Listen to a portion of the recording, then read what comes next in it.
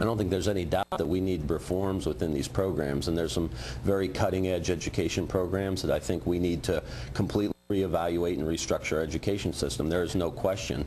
But now is not the time to be cutting these programs. You're talking about 8th grade. These are young kids who don't have any other opportunities, any other places to go. They're preventing long-term damage to our economy and to really the health and welfare. There's been a study done. For every dollar we invest in Head Start, we get $5 to $7 back into our economy. Well, if Head Start works so well, I mean, these 8th graders would have been the product of it, I mean, theoretically.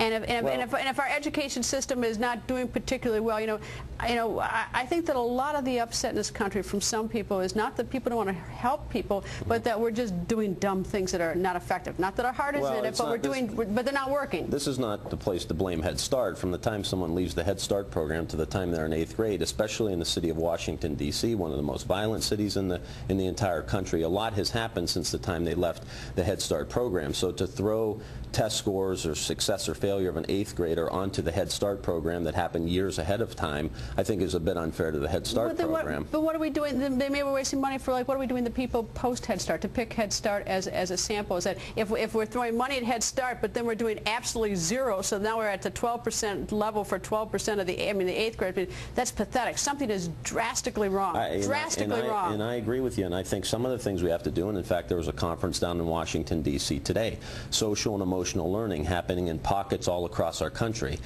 250 to 300,000 meta-analysis of kids, 11 percentile point increase in test scores, closes the achievement gap, 10% increase in good behavior, 10% decrease in antisocial behavior. This is being looked at as a major reform to the education system about dealing with the social and emotional issues that these kids have to deal with before they can even start learning.